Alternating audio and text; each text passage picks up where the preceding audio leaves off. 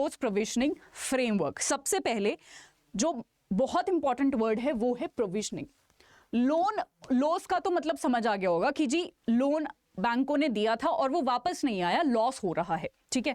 Provisioning क्या होता है? प्रोविजनिंग क्या होता है? अब अपने घर से एग्जाम्पल लो, आपकी तनख्वाह है 10,000, ठीक है, आपकी तनख्वाह है 10,000 और आप जो है पहले से ही कुछ पैसा उस 10,000 में से, मान लो आप पहले से ही जो है 3,000 रुपए सेव करके रख लेते हो या अलग से निकाल के रख लेते हो, ताकि अगर कोई भी अगर आपने जो है अगर आप पे कोई भी किसी भी तरीके की मुसीबत आती है फ्यूचर में, तो आपको जो है वो बहुत ज्यादा शॉक नहीं लगेगा। आपके पास ये 3,000 रुपए होंगे आपको बहुत ज्यादा शॉक देने से।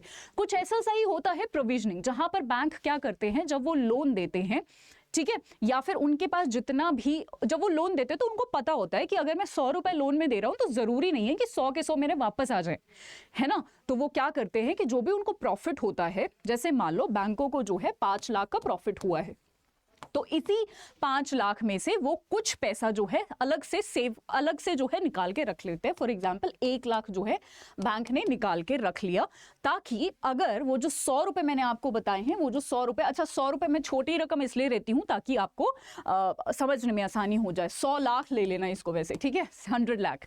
तो 100 लाख जो लोन दिया था, अगर इसमें से मान लो आपका जो है 80 लाख ही वापस आया है, 20 नहीं आ पाया है, तो बैंकों को नुकसान हो गया 20 का।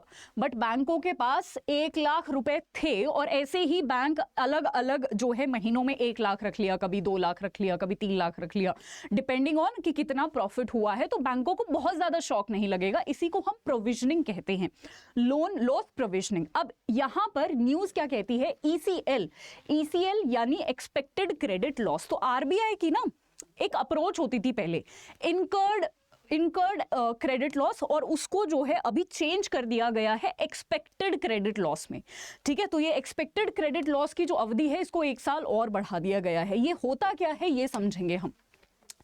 अच्छा, ये प्रोविजनिंग का मतलब मैंने बता दिया, इस डायग्राम से भी समझ आ जाएगा आपको कि ये जो है कुछ रुपए को जो है हम ऐसे जो है बांध के रख देते हैं, यानी ऐसे अलग से सेव करके रख देते हैं, ठीक है।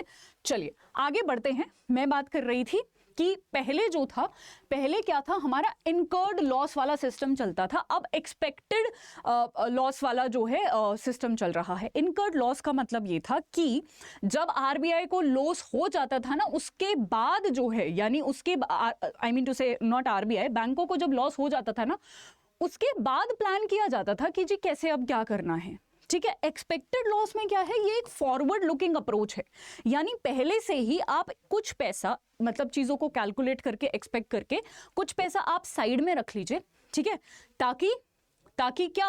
ताकि आपको वो अचानक से शॉक ना लगे, ठीक है। तो इस वाली अप्रोच को, ये एक नई अप्रोच है जिसको अभी अपनाया गया है। ये वाली अप्रोच को जो है बैंक खत्म कर चुके हैं, ठीक है।